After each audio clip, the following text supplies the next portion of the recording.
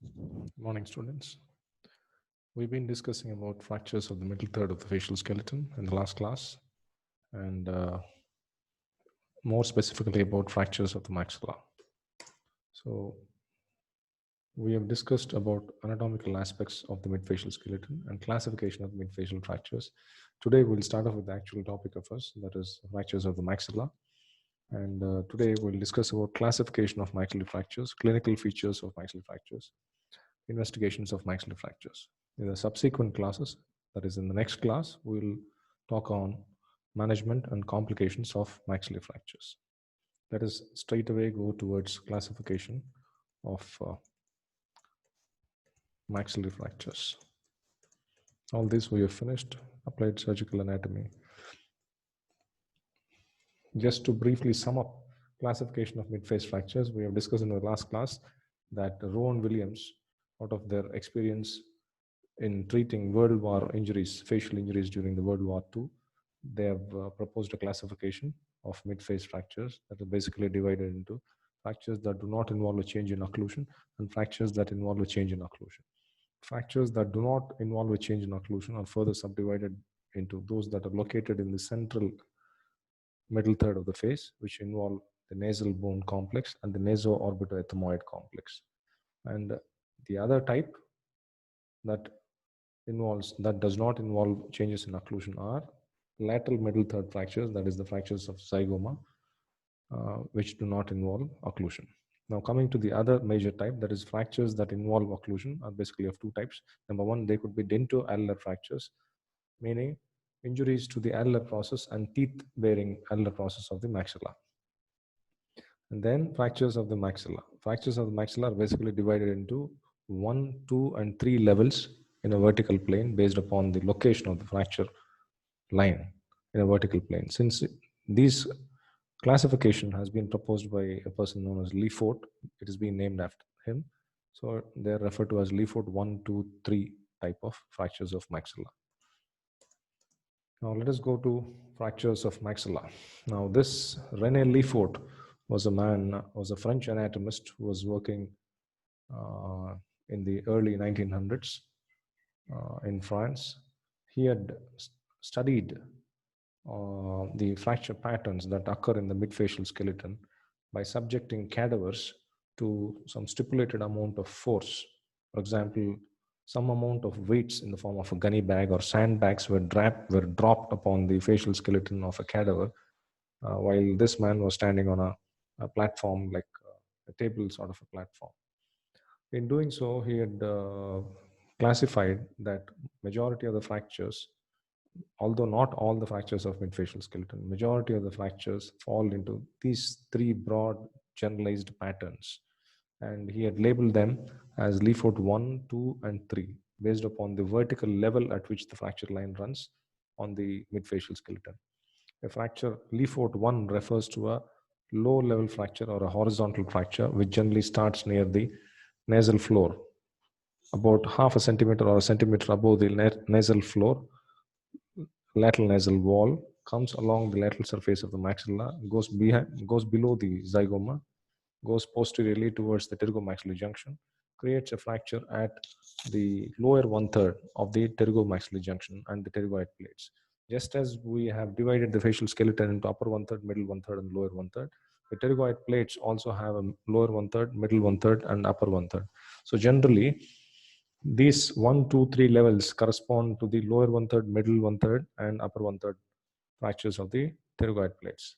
So similarly, the fracture line from the nasal floor goes on to involve the opposite side also. That is, along the nasal floor, it separates the nasal septum, then it crosses over to the opposite side, just above the nasal floor onto the lateral wall of the maxilla, then onto the lateral surface of the maxilla, lateral nasal wall, followed by lateral surface of the maxilla, goes under the zygoma towards the pterygomaxillary junction, and then creates a fracture at the lower 1/3 of the pterygoid plates. Now, in such a fracture, we have discussed in applied anatomy that there are three basic vertical buttresses here. One is the nasomaxillary buttress, the zygomaticomaxillary buttress, and the pterygomaxillary buttress. If you see here, all these three vertical buttresses are transected. That is, the maxilla is totally separated from the cranial end. So it generally floats. That is referred to as a floating maxilla. We'll see all that as we get along the clinical features of each individual type of fracture pattern. Now let us come to, now this Leefort 1 is also referred to as a horizontal fracture or a low level type of fracture. It is also referred to as Guerin's type of fracture. As we go to the clinical features, we'll discuss in detail as to why it is named so. Now, the second type of fracture is referred to as a Leefort 2 fracture. It is also called as a pyramidal type of fracture because the fracture line roughly appears to be of a shape of a pyramid. The fracture line essentially starts at the nasofrontal junction, that is the root of the nose. It creates a fracture at the nasofrontal junction, goes to involve the middle orbital wall, goes down to involve the orbital floor, infraorbital rim. Near the zygomatico-maxillary suture, there is a transection. Then just below the zygoma, the fracture passes down towards the lateral surface of the maxilla and transects the pterygomaxillary junction, fractures the pterygoid plates at the middle one-third. Similarly, the fracture line crosses to the nasofrontal region of the opposite side, goes to the middle orbital wall, comes to the floor of the orbit, infraorbital rim, under the zygoma, onto the lateral surface of the maxilla, divides the pterygomaxillary junction at the middle one-third. Now, this is referred to as a pyramidal shaped fracture, also called as a subzygomatic fracture, because the fracture is essentially below the zygoma. Now, the third type of fracture is referred to as a high level fracture. Compared to all these three types of fractures, this is referred to as a high level fracture because the fracture line runs at a relatively higher level.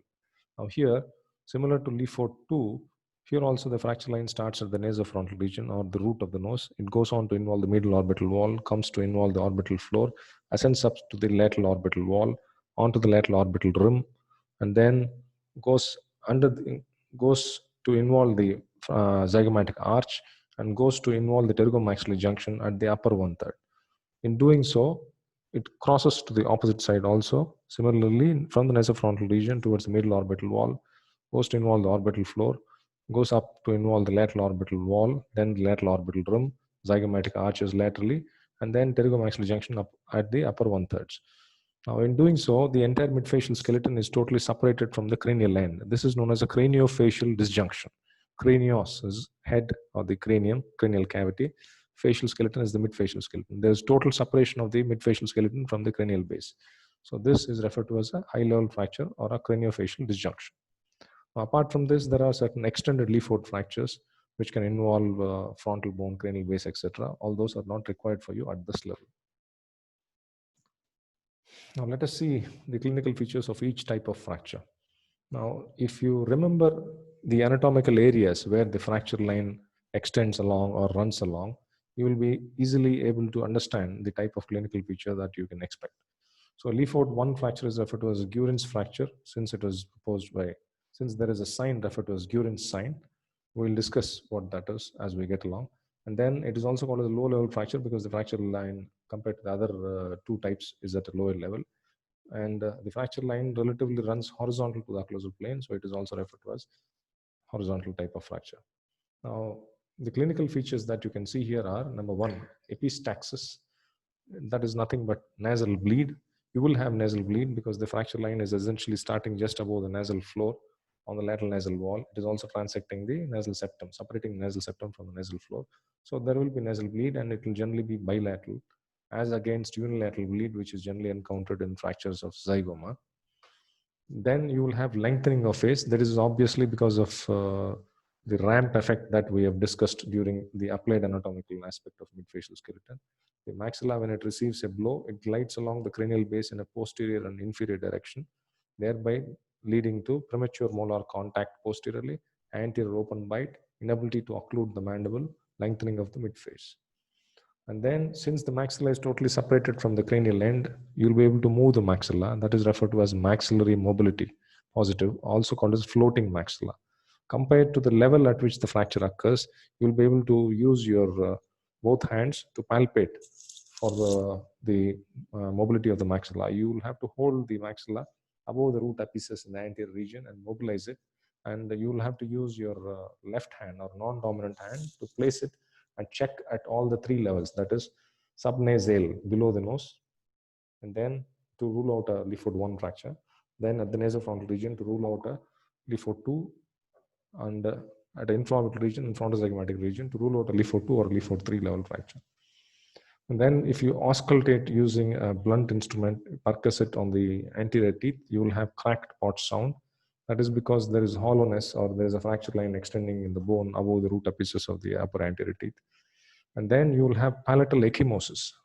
Ecchymosis is nothing but collection of blood under the mucosa in the palate, especially in the region around the greater palatine foramen, which is generally located opposite to the first and second molars on the palatal aspect. Now, this occurs because there is a transection of the lateral nasal wall.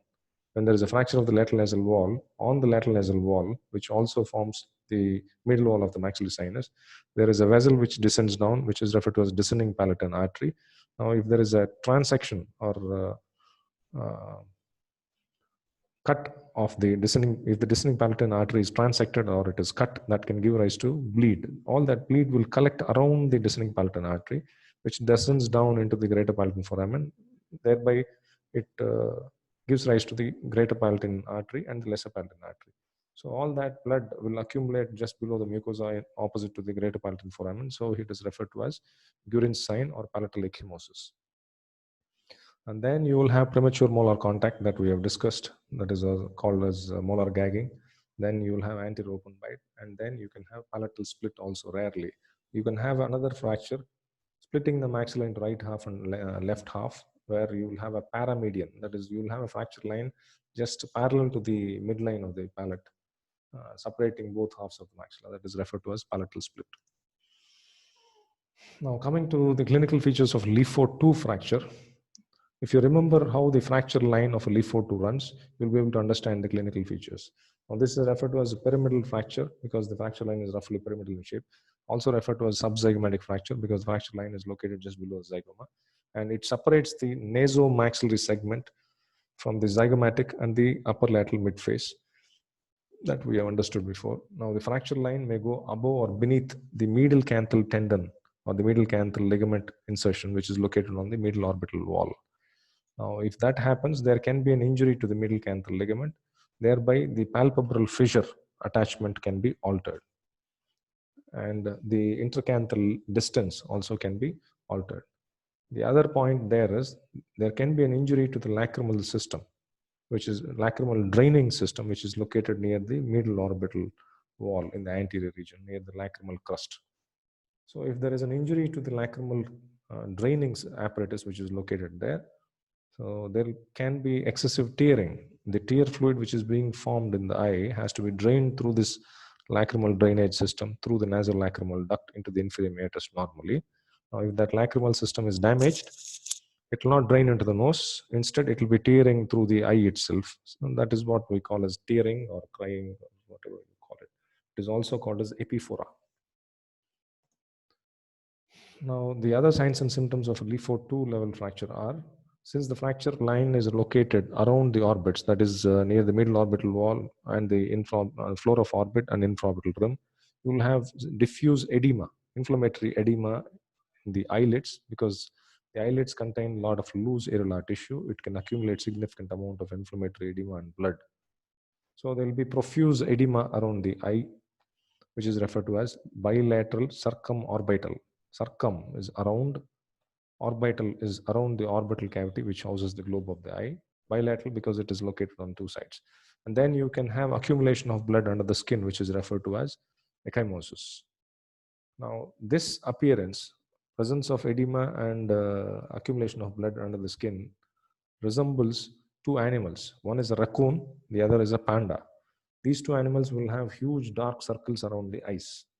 So it is so for this reason, this appearance or this type of facies is also referred to as raccoon's facies, also called as panda facies or panda appearance or panda facies.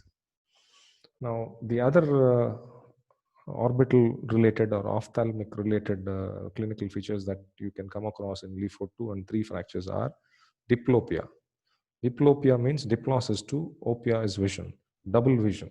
See, when there is a fracture of middle orbital wall or especially the orbital floor, there can be entrapment of extraocular muscles, extra, outside, ocular, outside the eyeball. The muscles which are located on or attached outside the eyeball, which regulate the movement of the eyeball, are referred to as extraocular muscles. So these muscles can get entrapped into the fracture fragments along the orbital floor, giving rise to restriction of globe movement. And occasionally it is perceived as double vision. One person will appear as two.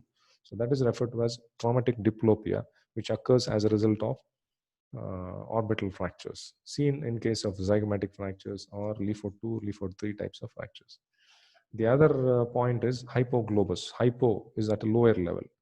If there is a disruption of the orbital floor, if there is a bad fracture there, there is loss of bone there.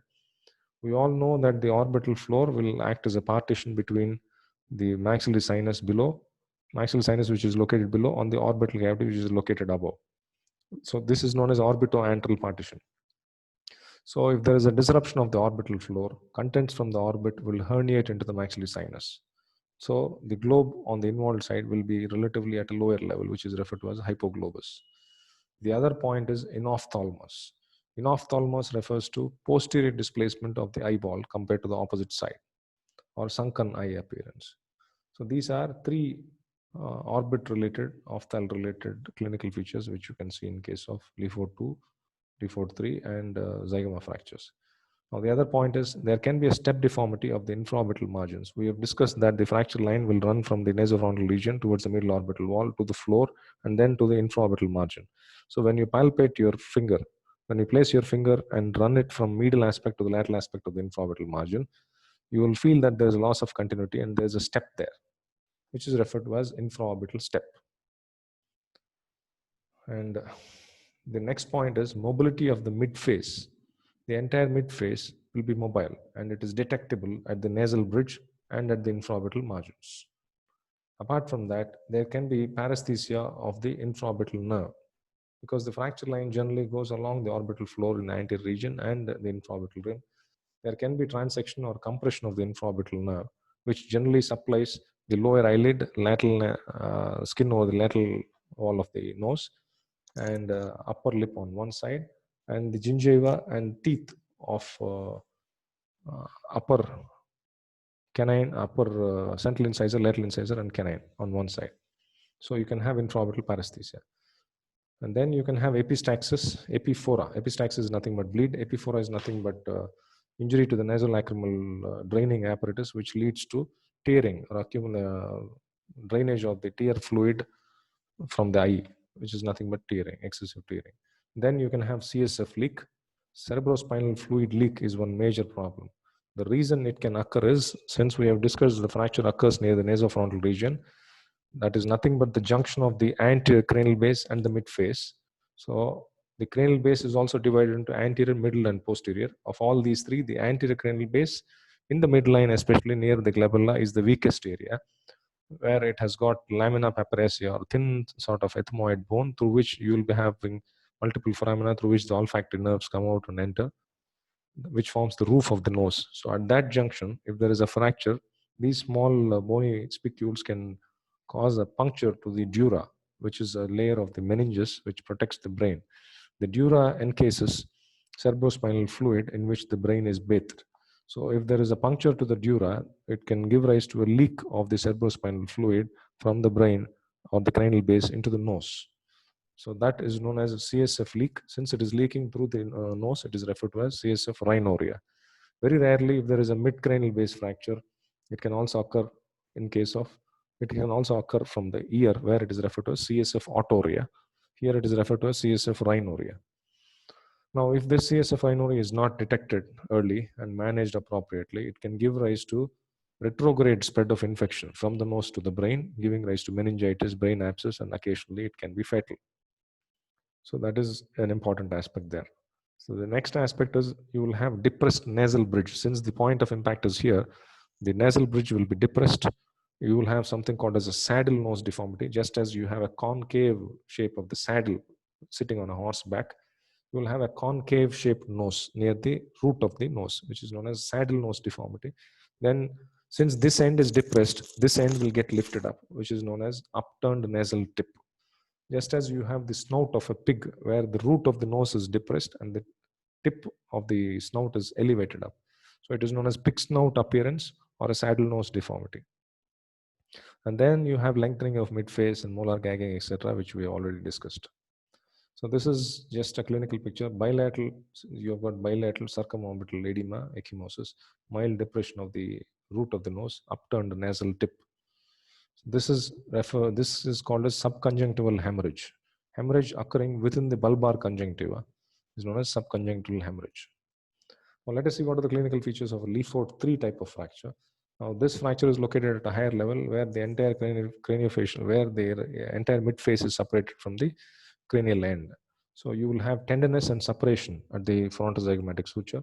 You will have tenderness and deformity of the zygomatic arches. There will be lengthening of midface, depression of the ocular level. There will be inophthalmos, sunken eye appearance, hooding of the eyes. And then you will have lengthening and sometimes extreme disorganization of the nasal skeleton. So this is the point of impact for a Leefort 3 and a Leefort 2 level type of fracture. Now this is a diagram which shows the attachment of the medial canthal ligament and the lateral canthal ligament, which form the attachment for the palpebral fissure. Now the medial canthal ligament is attached to the middle wall of the orbit near the lacrimal crest, and the lateral canthal ligament is attached to the lateral wall of the orbit. So whenever there is a bony injury, if there is a disruption of the bony segment, it also takes the canthal ligament along with it in whichever direction it is displaced. For example, in case of fracture zygoma, if the lateral orbital wall is fractured and the frontozygomatic suture is separated, if the lateral orbital wall is downwardly displaced laterally, the entire palpebral fissure will slant down laterally. This is referred to as anti-mongoloid slant. It is called as anti-mongoloid, MONGOLOID, mongoloid slant. Now, if you have a fracture on the opposite, if you have a fracture here in the near the middle canthal region, and the middle orbital wall is badly fractured, the middle canthal tendon can get displaced inferiorly medially. In that situation, the palpebral fissure will totally slant medially. There, it is referred to as mongoloid slant. It is seen in a particular type of race, which is called as Mongolian race. People who are native to Mongolia, a country which is located adjacent to China. So for them, it is normal. For other races, it is abnormal. So it is referred to as mongoloid slant. Now, the other clinical features which you can see in Leefort 3 fractures are profuse CSF rhinorrhea, cerebrospinal fluid leak through the nose. Now, whenever there is blood-tinged appearance on the face, this clear fluid called CSF, it will wash out the blood-tinged face and form a track. That is known as tram track appearance. This is commonly asked as a Viva question or as a neat MCQ for your PG exam. That is known as tram track line. The other clinical signs which are used to identify CSF rhinorrhea are something called as a reservoir sign. When the patient is lying down on a bed, though there is CSF discharge from the anticranial base, since the patient is lying down due to gravity, all that nasal discharge will be going into the throat through the nasopharynx. He will not be able to spit it out. Whereas if you make the patient sit down, sit upright like this, like this position, due to gravity, like a reservoir, it will start flowing as a clear fluid through the nose. That is known as a reservoir sign. So first is tram track appearance. Tram track. Tram is nothing but a small train which is seen in Kolkata roads that runs on road. That is known as a tram track line.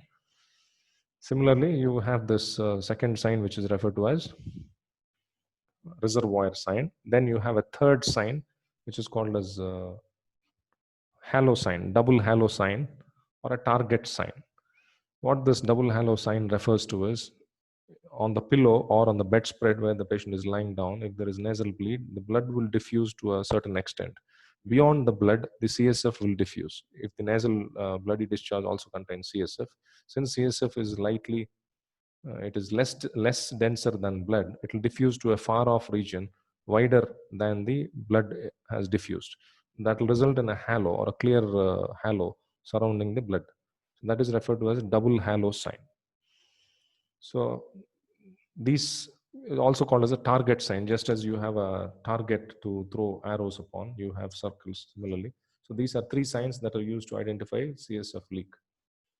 And then the other clinical features are there can be tilting of occlusal plane with gagging on one side only. There can be lateral displacement of the midline of the upper jaw. And then most important is you will have mobility of the whole facial skeleton as a single unit, since the entire midfacial skeleton is separated from the cranial base. Now, certain common clinical features for Leefort 2 and 3 are there will be gross edema of the soft tissues or the middle third of the facial skeleton. There can be bilateral circumorbital edema and ecchymosis. There will also be subconjunctival hemorrhage within the eye wall, within the bulbar conjunctiva. You will have subconjunctival hemorrhage. You will have deformity of the nose, bleeding from the nose, nasal obstruction. CSF fluid rhinorrhea can sometimes be appreciated by the patients as a salty taste. Then you can have dish face deformity or a concave deformity because the maxilla glides posteriorly along the cranial base. From the profile view, from the side view, if you see, the prominence of the frontal bone, prominence of the mandible will not be altered, whereas the mid face would have got pushed back behind, giving rise to concave appearance or a dish face deformity.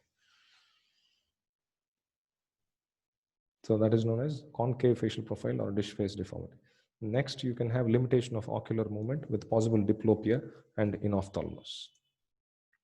Now, this is what we've been discussing in the applied anatomical aspects of maxilla. What has happened here is a dish face deformity. You have a concave facial profile.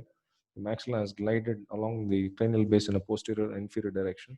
Premature molar contact, anterior open bite, molar gagging, inability to close the mandible. There will be lengthening of mid-facial skeleton, and you have severe comminution of the nasofrontal region, frontozygomatic region. So these are typical classical features of maxillary fractures. Now let us go on to investigations. Imaging is the primary investigation that is done to identify fractures.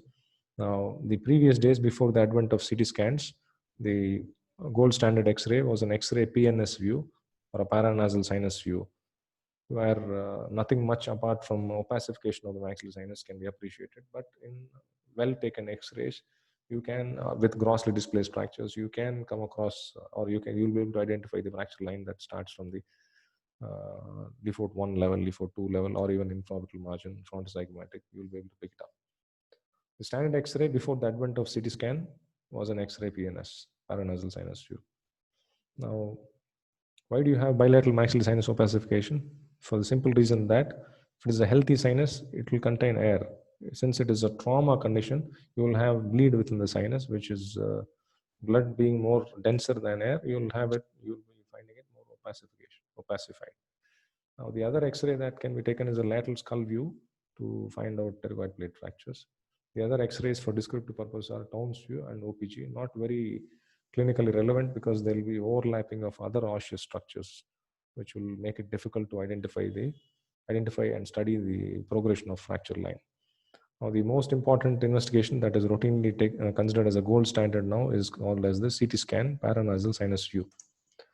Now, before the advent of X-rays, we used to rely more on X-ray PNS view. To study an X-ray PNS view, there is a method following certain specific lines, imaginary lines, along which most of the fractures of midfacial skeleton generally are located. Those are referred to as McGregor and Campbell lines. McGregor and Campbell lines. There are 4 lines of McGregor and Campbell, line 1, 2, 3, and 4. The 5th line, which was added at a later date by a person called as Trapnell, Trappnell, which is a extra addition. Now let us see where this Campbell line number 1 runs from. It starts from the frontozygomatic region of one side, goes towards the supraorbital region, goes towards the bridge of the nose, crosses the midline to the opposite side, supraorbital region goes towards the lateral orbital region of the opposite side. That is line 1. If you draw a similar line onto this X-ray, here you will be able to find there is separation of frontozygomatic region. Similarly, on the opposite side, you also have separation of the frontozygomatic region. There's a fracture there. Now, line 2 runs from zygomatic arch, along the zygomatic arch, body of zygoma, infraorbital rim, middle orbital wall, nasal skeleton, nasal septum, infraorbital rim, body of zygoma, zygomatic arch of the opposite side. Now, line 3 starts from condyle, coronoid, lateral sinus wall, medial sinus wall, nasal septum, runs to the opposite side, medial wall of sinus, lateral wall of sinus, coronoid, condyle of the opposite side. Now, line 2 is where you will come across Lefort 1 level fracture. Line 3 is where you will come across Lefort 1 type of fracture, because there will be the low level fracture near just above the nasal floor. Now, infraorbital rim glabella will be involved in Lefort 2 fracture. You can pick it up in line 2.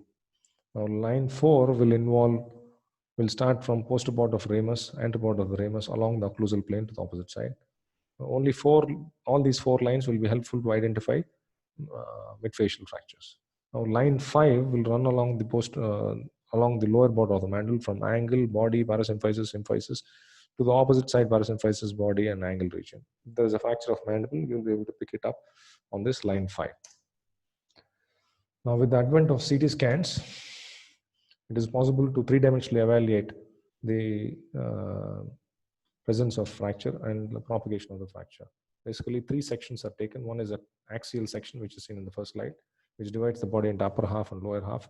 The second section is a coronal section, which divides the body into anterior half and posterior half. The slice runs parallel to the coronal suture. Third section is a sagittal section, which divides the body into right half and left half. It is not shown here. The third image is also a coronal section. Now, this axial section is showing slice at the region of the condyle or head level. This is the maxillary sinus walls, which are filled up with blood clots probably. You can see a kinking of the nasal septum. Middle wall of sinus, lateral wall of sinus are totally fractured. Now, this is a coronal section in the region of orbital floor. You can see that the orbital floor is intact, not much of disruption there. Sinus wall is breached, septum is breached, both sides sinus wall is breached, probably a Leeford 1 level fracture.